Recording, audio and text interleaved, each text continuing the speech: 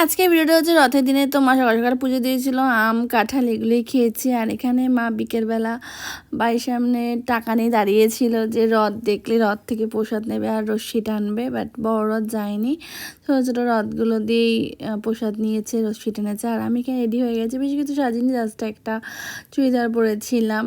তো বান্ধবী বাড়িতে গেছিলাম, আমার বান্ধবী বাড়িতে জগন্নাথ দেবের পুজো হয়েছে।